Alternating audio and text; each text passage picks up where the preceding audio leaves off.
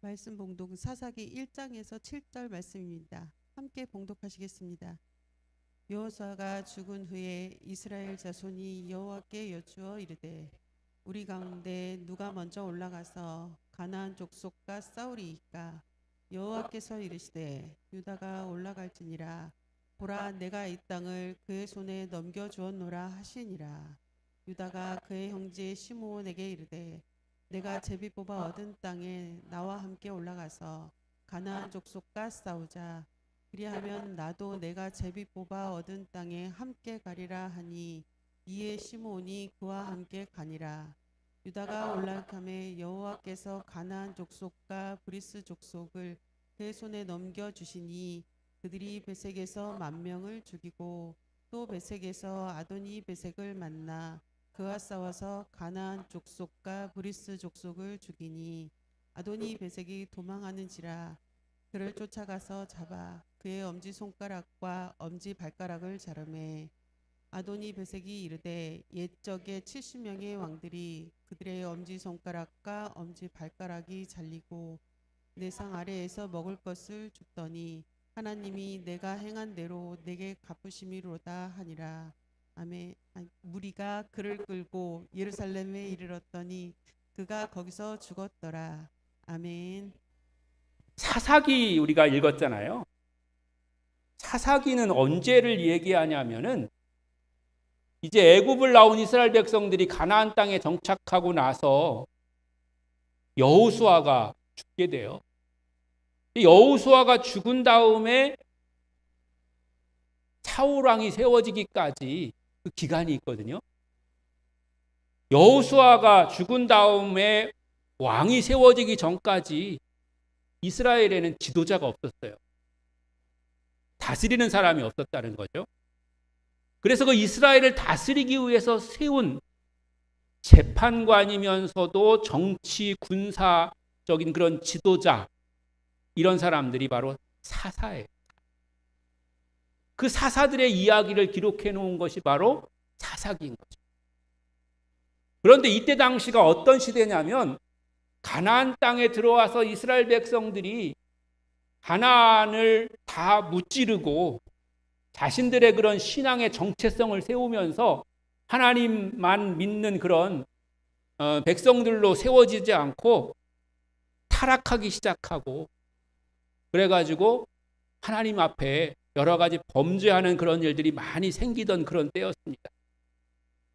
그래서 타락한 이스라엘 백성들을 하나님이 징계하시고 또 이스라엘 백성들이 회개하면 다시 구원하시고 하는 그런 일들이 반복적으로 지금 일어나고 있는 그런 시기입니다. 그리고 또 한 가지 특징은 하나님께서 이스라엘 백성들을 징계하는 그런 방법이 무엇이었냐면 다름 아닌 이방 나라들이 침략하는 거예요. 즉 전쟁이 많이 일어나게 돼요. 그래서 사사기에는 전쟁 이야기가 많이 나와요. 좀 다른 이야기이긴 합니다만은 오늘날도 지구상에는 여러 가지 전쟁들이 일어나고 있습니다. 우리가 아는 것처럼 지금 현재도 2개의 전쟁이 치러지고 있습니다. 역사적으로 보면은 전쟁이 없는 시기는 그리 길지 않았다고 합니다.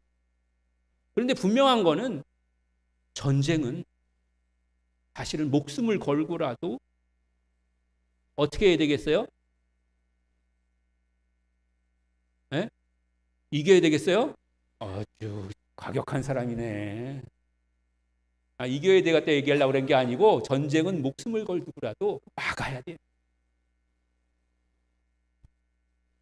물론 시작했으면 이기는 것도 필요하죠. 그런데 시작하지 않아야 되고 가능하면 전쟁이 일어나지 않도록 막아야 되는 거죠. 전쟁이 나면 모든 사람이 죽음의 위험을 겪게 됩니다. 그런데 어떤 사람이 더 위험이 크겠습니까? 힘없고 약하고 정보가 없는 사람들. 즉 전쟁과는 상관없이 사는 사람들이 오히려 전쟁 때문에 위험에 처하고 죽을 확률이 훨씬 더 많은 겁니다. 오히려 전쟁을 일으키거나 또 잘 아는 사람들은 위험성이 오히려 적고 오히려 전쟁을 통해서 이익을 보는 사람들도 생기게 됩니다. 그래서 전쟁은 막아야 되는 것이고요. 실제로 한 사람이 목숨을 바쳐가지고 전쟁을 막을 수만 있다면 그 한 사람의 희생으로 수백, 수천, 수만 명의 목숨을 구하게 됩니다. 이 땅 가운데 전쟁이 없도록 기도하는 여러분들이 되시기를 바랍니다. 그런데 우리가 가끔 듣는 표현, 우리도 하는 표현을 우리가 얘기를 하자면 사실은 우리 같은 일반 사람들은 삶이 전쟁입니다. 직장에서, 집에서 자신의 자리를 지키기 위한 그런 전쟁. 좀 더 나아지기 위해서 우리가 발버둥치는 그런 일들, 그런 것들이 사실은 전쟁과도 같은 거죠. 좀 더 안정된 삶을 살기 위한 그런 전쟁을 우리 같은 그런 보통 사람들은 날마다 계속 이어가고 있는 것입니다. 사랑과의 전쟁은 말할 것도 없고, 시간과의 전쟁, 돈과의 전쟁, 하물며 천안도 그렇지만 대도시에 사는 사람들은 아침이면 출근 전쟁, 저녁이면 퇴근 전쟁, 뭐 전쟁 아닌 게 없습니다. 우리의 삶이 전쟁인 거죠. 혹시 여기 오신 분들 중에서 교회에 오기 위해서 전쟁을 치르신 분은 안 계신가요? 교회 예배에 늦지 않으려고 하는 그런 시간 전쟁, 다른 약속을 잡지 않으려는 그런 약속 전쟁. 여기 계신 분 중에는 식사를 하지 못하고 오신 분도 계실 텐데 배고픔과의 전쟁. 어떤 분은 내가 오늘 예배를 가야 되나 말아야 되나 마음의 그런 전쟁. 여러분, 아까 말씀하신 것처럼 전쟁은 또 이겨야 되는 거니까요. 그런 모든 전쟁에서 여러분 이기시기를 바랍니다. 하나님 앞에 그런 모든 전쟁 가운데 있는 것, 또 그 전쟁을 이기는 것은 귀한 겁니다. 그리고 하나님이 그걸 알고 계십니다. 아이고, 너 교회 오려고 밥꿀 먹고 아시는 거. 내가 작정하고 2, 3일 굶는 것도 귀한 거지만 하나님 앞에 내가 예배를 사모하고 말씀을 사모해서 하나님 앞에 가기 위해서 한 끼를 굶은 거, 아니 뭐 사실은 정확하게 말하면 정확하게 굶은 것도 아니죠. 좀 늦게 먹은 거죠. 예배 끝나고 가서 안 먹을 건 아니잖아요. 가서 또 먹을 거니까 굶은 것까지는 아닌데 조금 늦게 먹은 거, 그거 하나님이 기억하고 계시고, 그거 하나님이 기뻐하고 계시고, 며칠의 금식과 비길 수 없는, 비견되는 그런 은혜가 그 가운데 있을 줄로 믿습니다. 우리가 때로는 바쁘고 중요한 일이 있어서 예배에 못 올 수도 있습니다. 또 하던 일을 마무리하다 보면 예배에 늦을 수도 있습니다.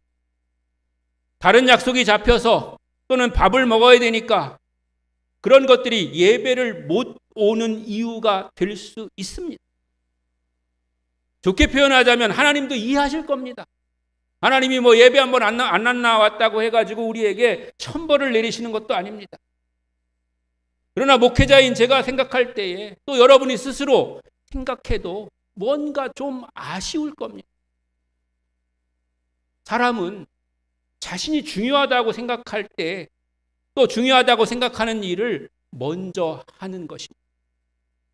우리가 세상 살아가면서 돈이 중요하다고 생각하지만 어떤 경우에는 돈을 포기하고 가치 있는 일을 하는 나 자신을 보게 되잖아요.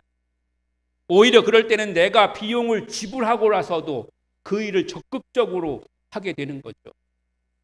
그러니까 우리가 예배에 참석한다고 하는 것은, 말씀을 사모한다고 하는 것은 그 마음 가운데 예배에 대한, 말씀에 대한, 하나님에 대한 사모함이 있다는 것이죠. 우리가 늘 그렇게 핑계처럼 얘기할 때가 있습니다. 하나님은 중심을 보시니까 내가 조금 실수하는 거, 또 부족한 거 하나님 이해하신다, 그렇게 말씀 우리가 이야기하는데, 여러분 어떤 게 마음의 중심입니까? 지금까지 제가 말씀드렸던 것처럼 그 마음의 중심이 그 마음의 중심에 있는 것을 우리는 하게 되는 것이다. 그렇기 때문에 우리는 마음의 중심이란 그런 말로 우리를 핑계대거나 우리가 숨지 말고 오히려 하나님 앞에 내 마음의 중심을 정직하게 그리고 적극적으로 보이는 그런 성도가 되어야 될 줄로 믿습니다. 여러분에게 하나님이 믿음이 또 예배가 교회가 소중한 우선순위가 되시기를 바랍니다. 오늘 본문은 이스라엘 백성들이 가나안 땅에서 치렀던 아주 실제적인 전쟁 이야기를 다루고 있습니다. 제목도 좀 비장합니다. 무찌르자 가나안. 사실 이거 제가 정한 게 아니고 감리교에서 나오는 그 책에 이렇게 돼 있길래 그냥 제가 한번 괜찮겠다 싶어서 써본 건데 살짝 조금 후회하기도 했어요. 너무 좀 과격하지 않나 제목이 생각하기도 했는데요. 그런데 더 중요한 질문이 뒤에 따라붙고 있습니다. 무찌르자 가나안. 그런데 어떻게 하는 것? 오늘 이 말씀을 통해서 우리가 세상이라는 가나안 어떻게 정복하며 살아야 될지 함께 은혜를 나누려고 합니다. 첫째는 리더가 없을 때 비로소 진짜 리더를 우리가 보게 됩니다. 오늘 본문의 시작은 참으로 당혹스럽습니다. 여호수아가 죽은 후에라는 말로 성경이 시작합니다. 여호수아가 누굽니까? 모세의 뒤를 이어서 가나안 정복 전쟁을 승리로 이끈 위대한 영웅입니다. 그런데 문제가 하나 있습니다. 모세는 여호수아라는 그런 든든한 후계자를 세워놓고 모세가 죽자 바로 여호수아가 이제 지도자로 세워졌습니다. 그런데 여호수아는 자기의 뒤를 이을 사람을 세우지 못하고 눈을 감았습니다. 마치 집안의 어른이 갑자기 돌아가셨는데 유언도 없고 열쇠가 어디 있는지, 통장이 어디 있는지, 통장의 비밀번호는 뭔지 아무도 모르는 그런 상황과 비슷한 겁니다. 이스라엘 백성들이 얼마나 불안했을까요? 그래서 그들은 하나님께 물었습니다. 우리 가운데 누가 먼저 올라가서 가나안 족속과 싸우리까? 여기서 우리 가운데라고 번역된 히브리어 라누는 우리를 위하여라는 뜻을 가지고 있습니다. 즉 우리를 위해서 죽어라 싸워줄 대리자를 찾고 있는 거예요. 그런데 여러분, 위기는 기회라는 말이 있습니다. 이스라엘 백성에게 닥친 이 위기는 사실은 기회입니다. 눈에 보였던 리더가 사라졌을 때 우리는 비로소 보이지 않는 진짜 리더, 하나님을 바라보게 되었기 때문인 겁니다. 우리 교회도 우리 가정도 마찬가지입니다. 내가 믿었던 사람, 내가 의지했던 환경이 사라질 때가 바로 하나님께 나가서 질문하며 주님의 뜻을 구하고 또 은혜를 받을 때, 하나님 이제 어떻게 할까요? 라고 묻는 순간 승리는 이미 시작된 것입니다. 하나님께 나가는 게 승리입니다. 예배하는 것이 승리입니다. 기도하는 것이 승리입니다. 말씀을 읽는 것이 승리인 줄을 믿으시기를 바랍니다. 둘째는 찬양의 지파 유다가 앞장서라고 합니다. 누가 먼저 갈까요? 라는 물음에 하나님께서는 유다가 올라갈지니라 라고 답하십니다.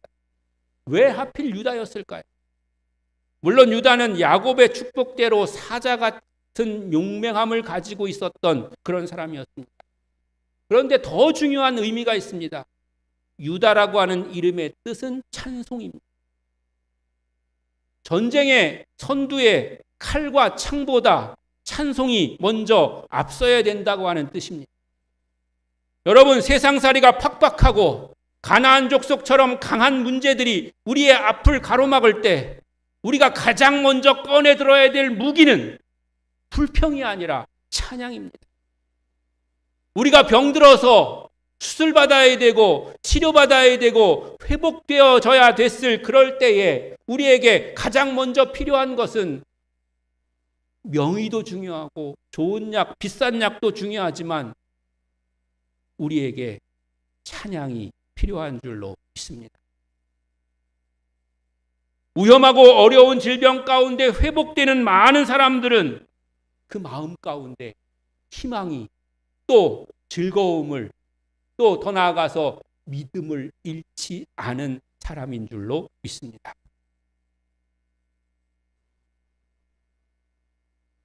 제가 아는 몇 명의 목사님들, 우리 작년인가요? 재작년에 그 총동원 주일인가요? 그때 와서 설교하셨던 신학대학교 총장님 있잖아요. 그분도 작년에 암에 걸리셔가지고 수술 받으셨어요. 근데 잘 회복하고 계시고 엊그저께 저희 교회 평일날 방문하셔서 식사하고 가시고 그렇게 하셨는데, 그분이 이제 수술 받으러 가고 회복될 때 그 의사 선생님이 그렇게 얘기하더라는 거예요. 목사님이시잖아요. 잘 아시면서 기도하시고 편안한 마음으로 즐겁게 회복하시면 된다고.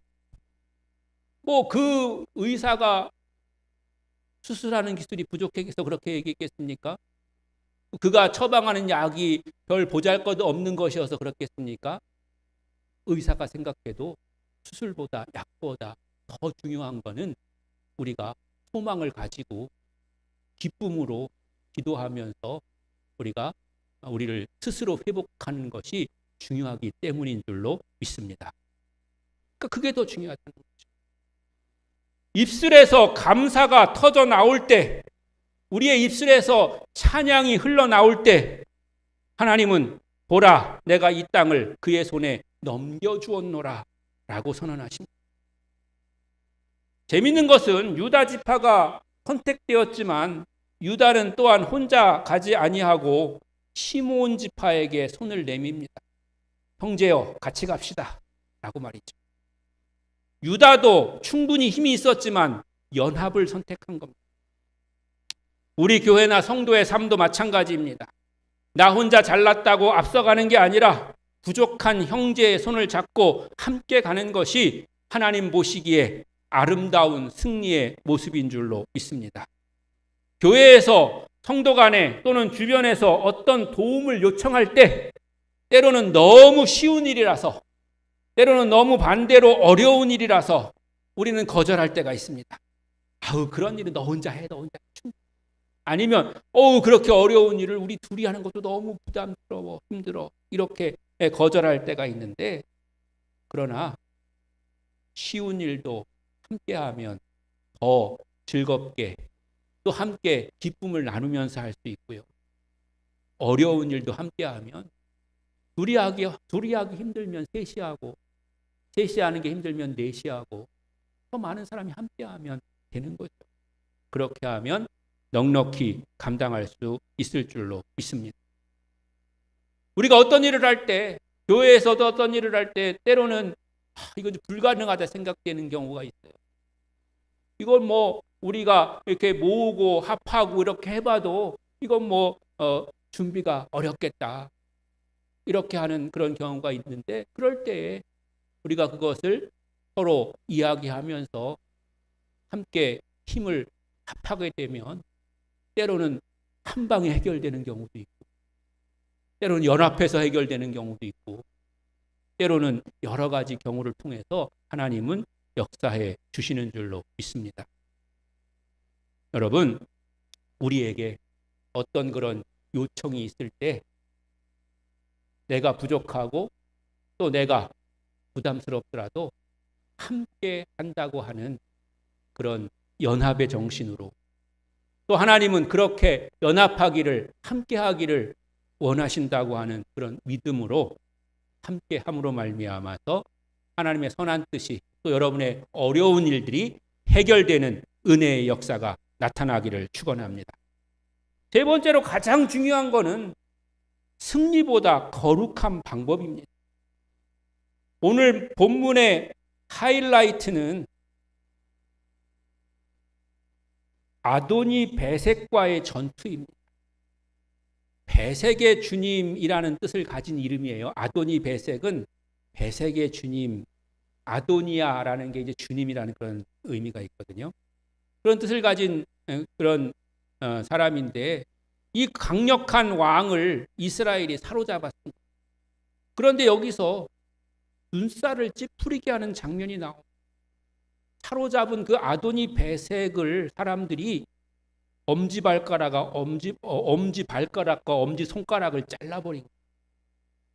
아도니 베색이 고백합니다.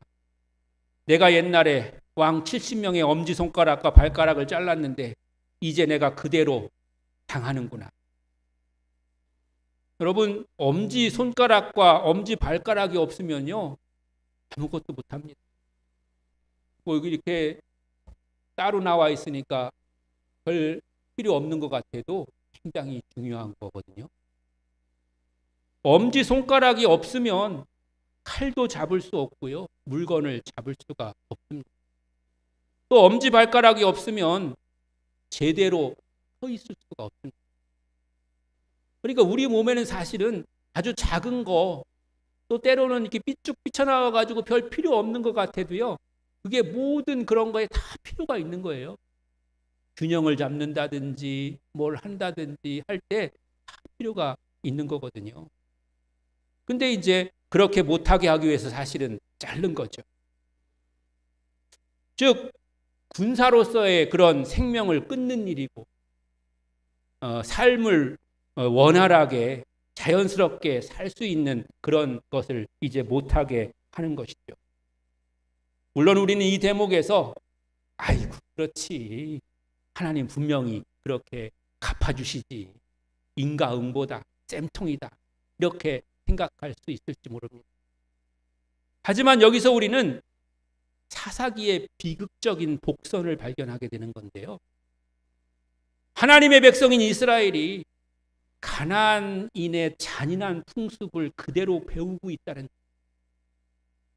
가나안을 무찌르러 간 이스라엘이 오히려 가나안 사람처럼 행동하고 있는 거예요. 이것이 오늘 우리가 가장 경계해야 할 지점입니다. 우리는 세상을 이기고 싶어 합니다.